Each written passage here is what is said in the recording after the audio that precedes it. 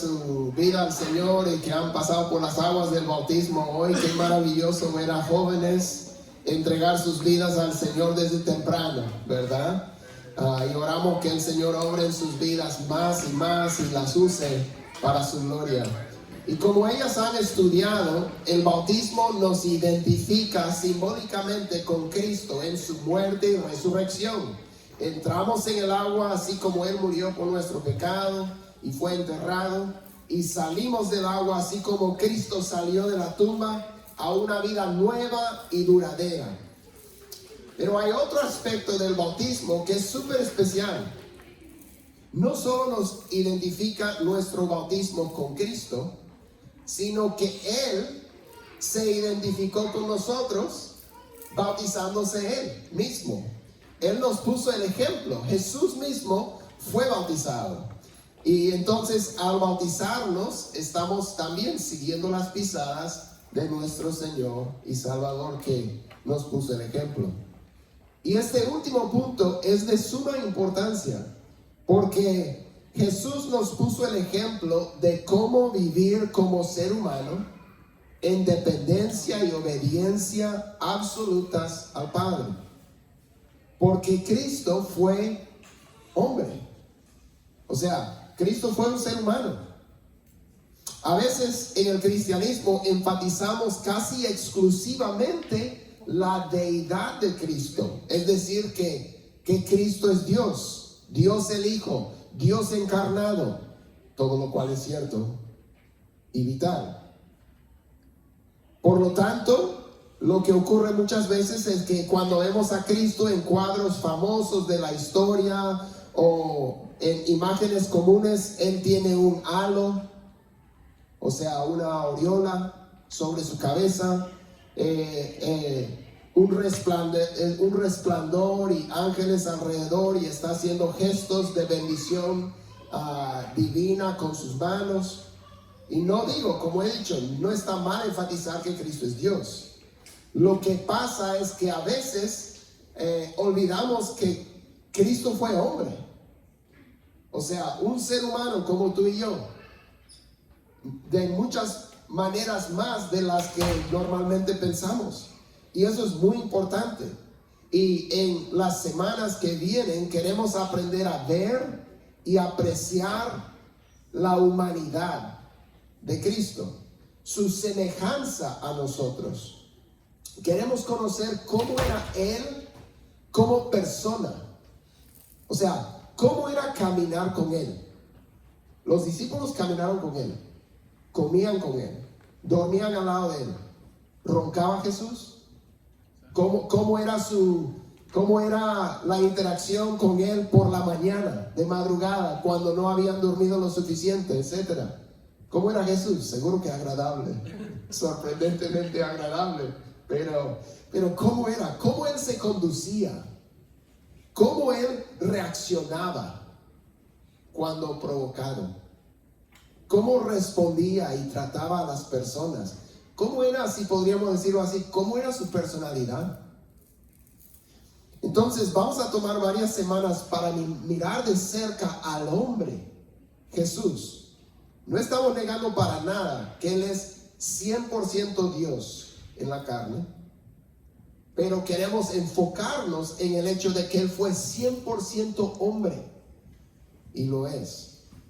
Para conocerlo según lo describen los que estuvieron cerca de Él, ¿verdad? Hoy vamos a ver 3 episodios tempranos en la vida de Jesús antes de que empezara su ministerio público, que nos dan un vistazo temprano de su verdadera humanidad.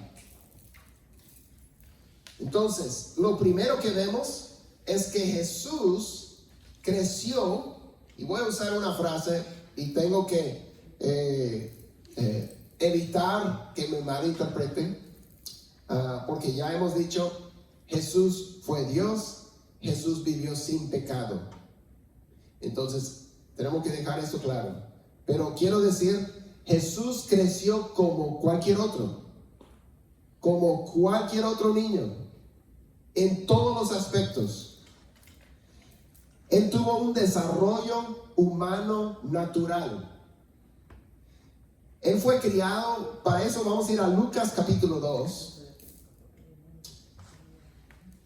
Y podemos leer los versículos 32 y 40 para empezar. Lucas 2, 39 y 40.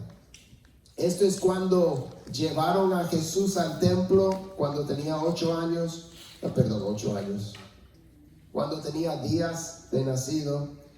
Dice en el versículo 39, habiendo ellos cumplido con todo conforme a la ley del Señor, se volvieron a Galilea, a su ciudad de Nazaret. Y el niño crecía y se fortalecía, y llenándose de sabiduría, y la gracia de Dios estaba sobre él. Entonces, Jesús fue criado como carpintero. Según entendemos, fue criado por un carpintero en un pueblo olvidado. Aquí usa la expresión ciudad de Nazaret, pero Nazaret era lo que nosotros llamaríamos comúnmente un pueblo o una aldea. O sea, muy pequeño, muy olvidado. Nunca se menciona en el Antiguo Testamento. Era un lugar no célebre, relativamente insignificante. Bueno, hasta que viviera este niño ahí, ¿no? Pero él era de una aldea pequeña, de un pueblo, de una familia devota que guardaba la palabra de Dios. Eso lo vemos ahí en el 39. Que se congregaba los fines de semana en la sinagoga. Y subía para participar en las fiestas religiosas de la ciudad central, Jerusalén. De repente conoces a niños que han crecido en esa familia, ese tipo de familia. De repente has crecido en ese tipo de familia. Una familia devota que se congrega, que participa de las fiestas religiosas, etc. Tenemos aquí dos descripciones del crecimiento de Jesús durante esa época. Primero, dice que el niño crecía y se fortalecía. O sea, el niño crecía. Cuando empieza ahí es un infante, pero el niño va creciendo. Ya pasa un año, empieza a gatear. Jesús tuvo que gatear. Jesús tuvo que aprender a tomar sus primeros pasos. Empezó a fortalecerse. Ya puede comer por sí solo, ya puede levantarse por sí solo. Es un proceso, un desarrollo humano normal.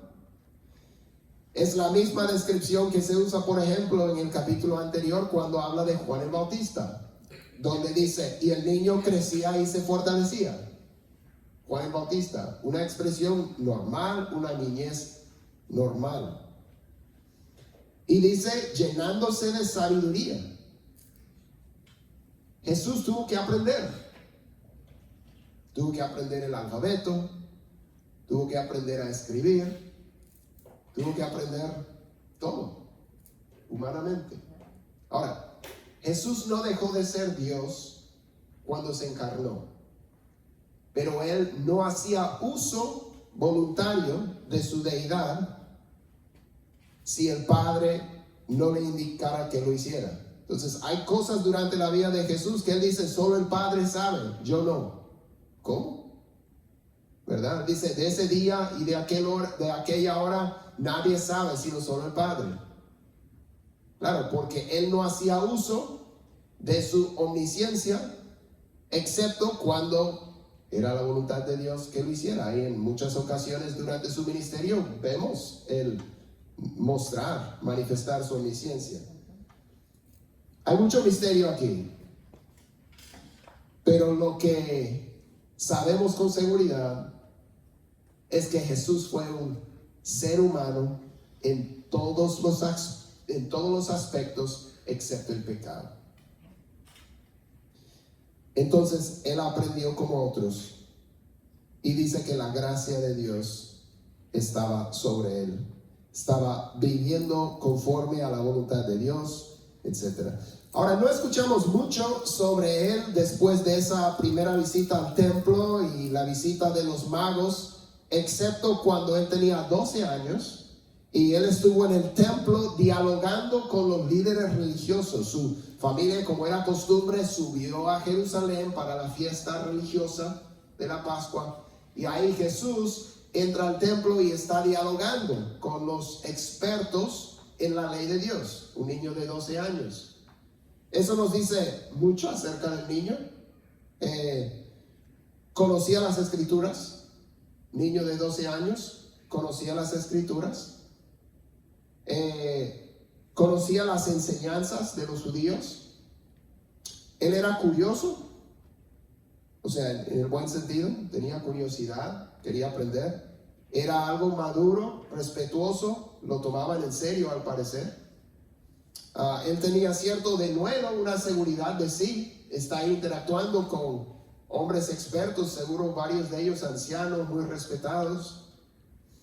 Él era un niño reflexivo, pensativo. Él razonaba, ¿sí?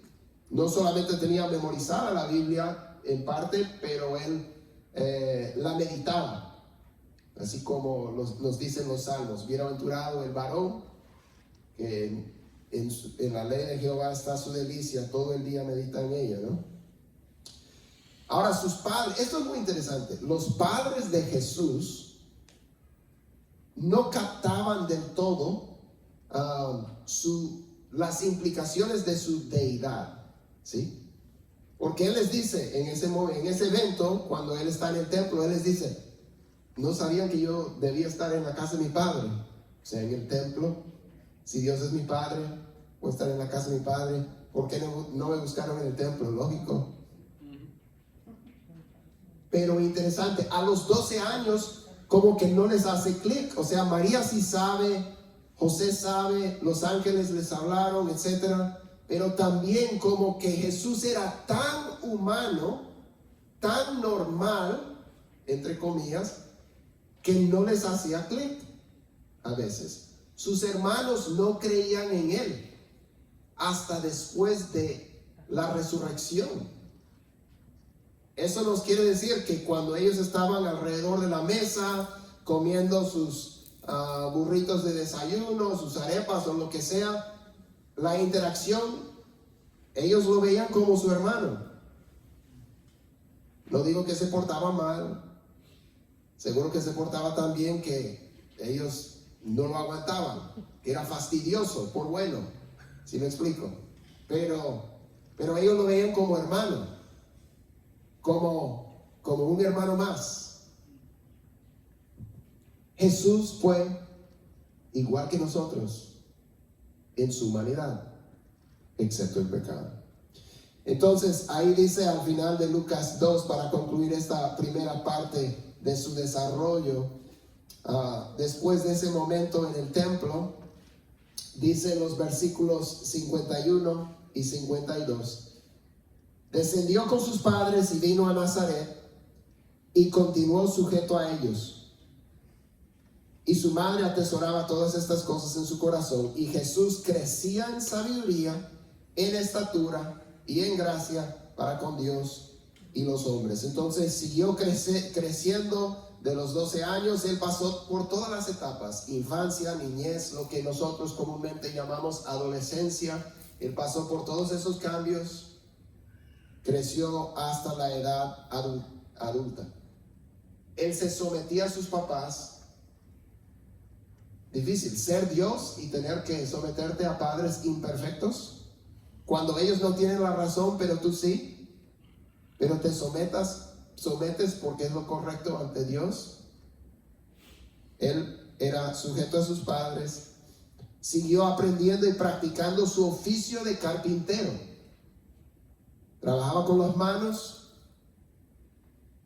Los demás, cuando él fue y enseñaba en Nazaret, decían: ¿no es este el hijo del carpintero? Ellos lo conocían por oficio, por familia. Cuando se estima que Jesús empieza su ministerio público a los 30, entonces pasan 18 años él aprendiendo el oficio, practicando el oficio, sirviendo a las familias de los vecinos, proveyendo ingreso para su familia. Pensamos que José falleció durante ese tiempo. Jesús ayudando a proveer por su mamá, traer pan a la casa, trabajando arduamente con sus manos, seguro horas largas, seguro trabajo difícil. Se cortaba, se lastimaba, se golpeaba con el martillo. No maldecía, pero se golpeaba con el martillo. O sea, vivió 18 años.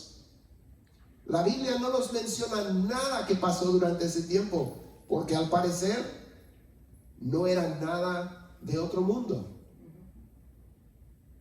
Una vida normal, despertar, seguro pasar tiempo con su padre, desayunar, entrar a trabajar, desgastarse en el trabajo, esforzarse un poco más para proveer por la casa, etc. Asistir a la sinagoga los sábados, guardar el día de reposo, practicar todo lo que se practicaba el judío de ese tiempo.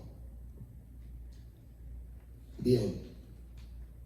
Pero hablando de eso, de asistir a la sinagoga, etc., Jesús también obedecía como cualquier otro. Jesús tenía que obedecer todas las ordenanzas de Dios, todo lo que Dios había mandado en la ley, todos los mandamientos de Dios de la palabra. Jesús las observaba, Jesús guardaba. Eso lo vemos en Mateo 3, por ejemplo, porque ahora vamos a correr la historia y encontramos a Juan el Bautista bautizando a la gente común que volvía a Dios en arrepentimiento en las aguas fangosas y turbias del río Jordán. Juan reconoce que Jesús no tiene necesidad de arrepentimiento. Vamos a leer en Mateo 3, del 13 al 17. Dice: entonces Jesús, ya alrededor de los 30 años, entonces Jesús llegó de Galilea al Jordán, a donde estaba Juan, para ser bautizado por él. Pero Juan trató de impedirlo, diciendo: yo necesito ser bautizado por ti, ¿y tú vienes a mí? Jesús le respondió: permítelo ahora, porque es conveniente que así cumplamos toda justicia. Entonces Juan consintió. Después de ser bautizado, Jesús salió del agua inmediatamente, y los cielos se abrieron en ese momento, y él vio al Espíritu de Dios que descendía como una paloma y venía sobre él. Y se oyó una voz de los cielos que decía: este es mi Hijo amado, en quien me he complacido. Entonces Juan reconoce, Jesús no tiene necesidad de arrepentimiento. El bautismo de Juan era un bautismo de arrepentimiento para perdón de pecados. Las personas de toda Israel, toda clase de persona, todo tipo de persona, llegaba a Juan para arrepentirse y para ser bautizado. Y a pesar de ser 100% hombre, Jesús nunca había pecado. Él no tenía pecado. Él siempre había honrado y obedecido al Padre, algo que ninguno de nosotros jamás podríamos decir. Pero Jesús, reconociendo que el bautismo de Juan era de Dios y que lo correcto era que el pueblo de Dios recibiera ese bautismo, y también él, identificándose con su pueblo y con lo que Dios estaba haciendo y preparando, se bautizó. Y esto manifiesta no solamente su humanidad, sino también su humildad en sumisión a Dios, una obediencia a la voluntad de Dios en todos los aspectos.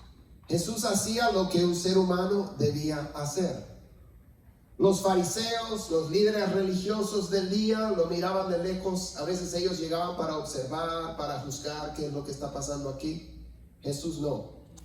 Jesús baja la orilla lodosa y entra a las aguas turbias y recibe el bautismo de Juan. Él no decía: bueno, yo soy Dios, así que no me corresponde hacer todo esto está mandado acá. No, él decía, yo soy hombre y a los hombres les corresponde obedecer y guardar lo que Dios ha ordenado. Y yo lo haré. Y yo lo haré perfectamente, porque mi pueblo no lo podrá hacer perfectamente. Y mi justicia será contada como si fuera la de ellos. Mi obediencia a la ley de Dios se contará como la obediencia de ellos. Y el Padre brinda una seguridad a su Hijo, hablando desde el cielo respecto de él. Y yo me imagino que este momento le fortaleció a Jesús en muchos momentos de debilidad. Haber escuchado a su Padre hablar desde el cielo, confirmando su llamado, su amor, su propósito en su vida. Pero vemos a un Jesús sometido a lo ordenado por Dios. Y así vivió continuamente, sometido al Padre y a lo ordenado por Él. No es siempre conveniente ni agradable obedecer a Dios. Pero Jesús lo hacía porque era lo correcto. Tercero, Jesús tenía las mismas limitaciones que cualquier otro. Jesús tenía las mismas limitaciones que cualquier otro. Las limitaciones de la humanidad. Mateo 4, del 1 al 11.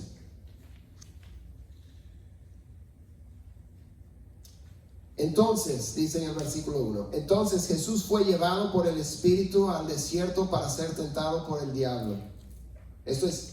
Son las siguientes palabras a lo que acabamos de leer. Dios habla del cielo, este es mi Hijo en quien me he complacido.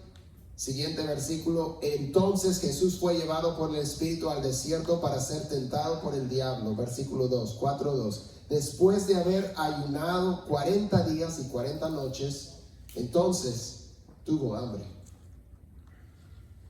Y acercándose el tentador le dijo, si eres hijo de Dios, ordena que estas piedras se conviertan en pan. Pero Jesús le respondió, escrito está, no solo de pan vivirá el hombre, sino de toda palabra que sale de la boca de Dios. Entonces el diablo lo llevó a la ciudad santa y lo puso sobre el pináculo del templo y le dijo, si eres hijo de Dios, lánzate abajo, pues escrito está, a sus ángeles te encomendará y en las manos te llevarán, no sea que tu pie tropiece en piedra. Jesús le contestó, también está escrito, no tentarás al Señor tu Dios. Otra vez el diablo lo llevó a un monte muy alto y le mostró todos los reinos del mundo y la gloria de ellos. Y dijo, todo esto te daré si te postras y me adoras. Entonces Jesús le dijo, vete Satanás, porque escrito está, al Señor tu Dios adorarás y solo a Él servirás. Y el diablo entonces lo dejó. Y al instante unos ángeles vinieron y le servían. Como observa un autor, Jesús no solo poseía las propiedades esenciales de la naturaleza humana, como cuerpo, sangre, ojos, la forma de nuestro cuerpo, la mente, etc., sino que también las debilidades a las que está sujeta después de la caída. Así que Él desciende a las profundidades de la degradación a las que el ser humano había caído. Entonces, Jesús, cuando Dios crea a Adán y Eva en el principio, libre de pecado, antes de la caída, no se van a enfermar, no van a morir, es diferente su condición. Después de la caída, dolores mayores, nos envejecemos, la muerte nos espera, hay muchos problemas, enfermedades, muchas cosas que ocurren. ¿Cuál fue la condición de Jesús? ¿Como la creación original o la creación después de la caída? La creación después de la caída. Él no heredó el pecado, pero sí las consecuencias, la condición caída del ser humano. Él se fatigaba, Él padecía dolores, Él padecía hambre, igual que nosotros. Entonces, lo que leemos en este pasaje es: después de escuchar esa afirmación de amor desde el cielo, Jesús es impulsado por el Espíritu al desierto para nunca más volver a su recóndita vida en Nazaret. Su bautismo marcó el inicio de su ministerio público y su unción para ello. Y ahora viene la primera prueba de fuego. Está 40 días en el desierto entre las fieras, dice Marcos. Dice aquí, después de haber ayunado 40 días y 40 noches, entonces tuvo hambre. Tuvo hambre. O sea, tenía hambre todo ese tiempo, me imagino. Pero esto habla de algo más severo. Hambre, sed, cansancio, con todas las emociones que nos acompañan, angustia psicológica, mental, emocional. Jesús fue un ser humano de naturaleza semejante a la nuestra y fue tentado en todo según nuestra semejanza, pero sin pecado. Hambriento y con todas las ganas físicas, emocionales y psicológicas de saciar esa hambre, de apagar ese ardor, de calmar esa angustia, Jesús resiste y persiste aferrado a la voluntad de su Padre. Se aferra a la palabra de Dios. En momentos de debilidad, cuando no está pensando claro, seguro, y su fuerza interna se ve debilitada, el enemigo le tienta a lanzarse para que Dios lo rescate con sus ángeles, pero nuevamente resiste con la palabra. El hombre Jesús, el carpintero del pueblo olvidado de Nazaret, conocía su Biblia, la sabía manejar. Es un buen ejemplo para nosotros, varones y damas. Luego, en este mismo estado debilitado, el diablo le ofrece los reinos del mundo sin tener que pasar por la aflicción de la cruz. Yo te lo doy ahorita mismo. No tienes que pasar por todo eso. Si tan solo te postras y me adoras. Así de simple. Semejante a la tentación del primer hombre, Adán. ¿A quién escogerá este Adán? ¿A Dios o al diablo y al yo? Nuevamente, el hombre Jesús resiste con la palabra y por el poder del Espíritu en dependencia del Padre. Y el diablo por fin lo deja por un tiempo. Bueno, Jesús es hombre ejemplar, pero fue hombre. Y en eso podemos aprender mucho, porque viene a ser un ejemplo para nosotros, ¿sí? En su deidad no lo podemos imitar tanto. En su deidad podemos pedir su ayuda, ¿sí? Pero en su humanidad podemos imitar su ejemplo, porque es como nosotros. Podemos decir: Señor, tú sabes cómo esto se siente. Tú sabes cómo se siente la traición. Tú sabes cómo se siente el abandono. Tú sabes cómo se siente no tener los recursos suficientes. Tú sabes, Señor, cómo se siente. Él sabe. Y esperamos que en las semanas que vienen podamos profundizar en la humanidad de Cristo, empezar a ver su personalidad, sus reacciones, sus acciones, su comportamiento de diferentes ángulos, según Él interactúa con diferentes personas en su ministerio. Esperamos que nos acompañen mientras caminamos con Jesús, el Hijo del Hombre. Vamos a orar y pedir que Dios nos despida con su bendición en esta tarde. Señor, gracias te damos por tu bondad y gracias por habernos dejado, Señor, gozar en tu presencia en este día, presenciando 2 bautismos, hablando también de tu bautismo, Señor, cantando tus alabanzas. Pedimos tu bendición sobre las bautizadas, sobre sus familias y sobre todos nosotros, Señor. Pedimos que nos ayudes, Señor, a aprender a seguir tu ejemplo y a saber, Señor, que tú nos entiendes y también a saber que tú nos puedes socorrer, porque no eres solamente hombre, también eres Dios. Y en todas las cosas, Señor, tú venciste y nos puedes ayudar a hacer lo mismo, porque ahora tú vives en nosotros. Gracias, Señor, en el nombre de Jesús. Amén.